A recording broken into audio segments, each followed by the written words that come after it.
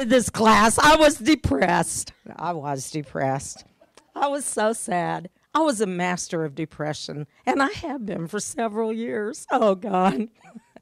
My mother used to say, I can't understand why you're so depressed because you're a smart girl. I used to say, Mom, I don't think you love me enough. And she said, I do love you.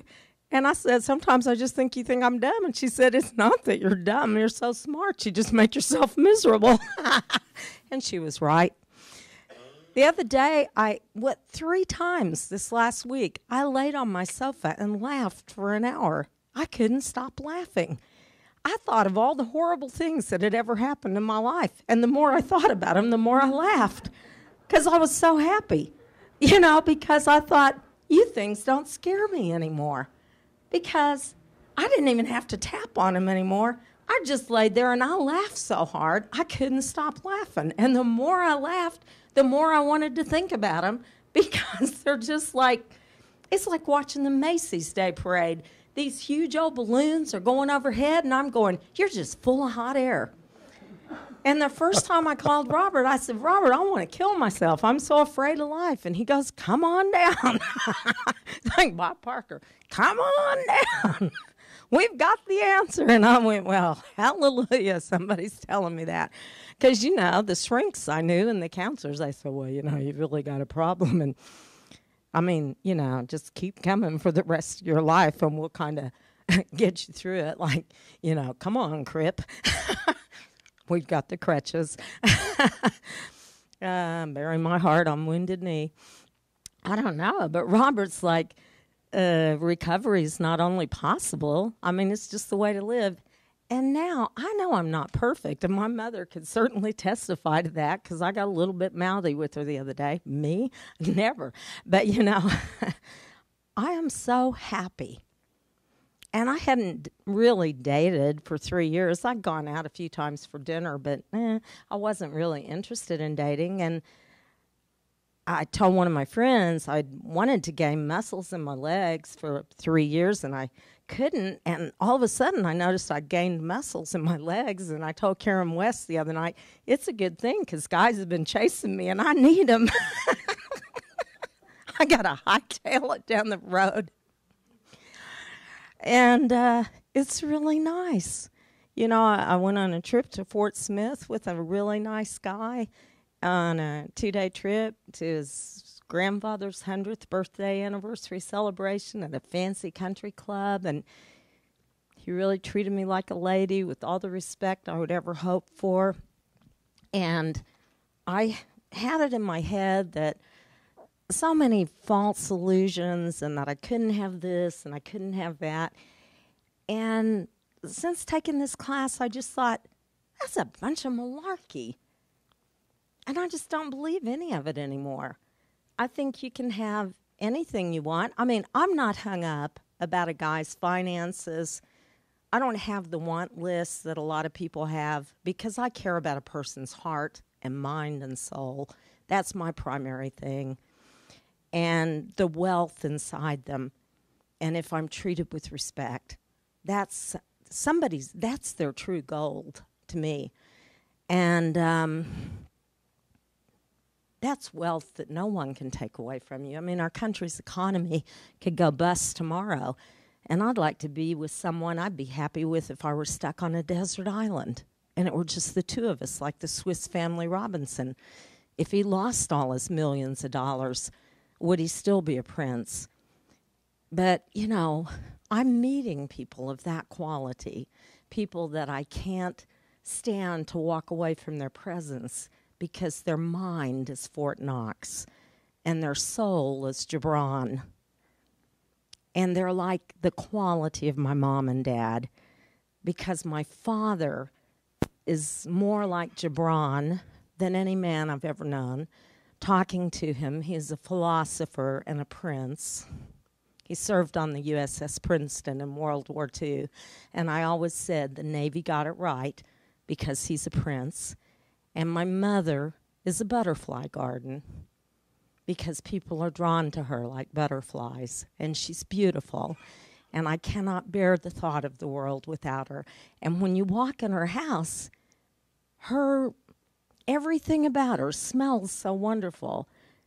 She let me stay at her house a year and a half ago, trying to help me find healing and health. And I walked in her room and I opened her closet, and it smells so wonderful because she put sachets in there. And I stood there with tears streaming down my face. There were things I noticed about my mother I'd never noticed before. And I loved her in a way that I cannot describe to you. And I opened her dresser drawers, and the fragrance just emitted. And I went to her pantry, and I looked because my mother used to can things. And I thought, could I be half the person she is? And I had such a deep longing. And thanks to this class, I've found the way to strip away the veneer of how I felt inadequate. Do you remember, those of you in class with me, when I said the greatest sadness of my life is that my parents came from pioneers who came to Oklahoma in the land run, and I don't feel worthy of my parents or grandparents. And I'm ashamed that OCU put me through there on scholarships. And I've never once gone to a reunion at OCU because I think they wasted their money on me. And I graduated cum laude and who's who at American colleges and universities, and I think I'm a failure. Well, I don't think that anymore. I don't think that at all. And I've always wanted to compose and write, but I never had the courage to lasso my dreams. But I'm lassoing them now. And I think before I die that I'm going to leave something worthy for the world, because tapping, and I don't even have to do it this way anymore. I feel it so powerfully just thinking about it that I soar through the universe.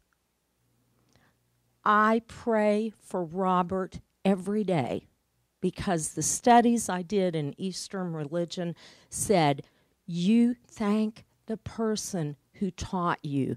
You pray for them to prosper. And I've left many messages for him saying, I pray for your success. And I do. And I pray for each one of you for your success.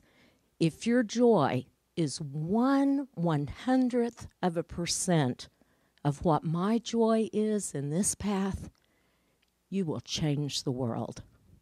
God bless you. Wow. Well, that's hard to follow. Oh, we'll follow with a break. You are so good.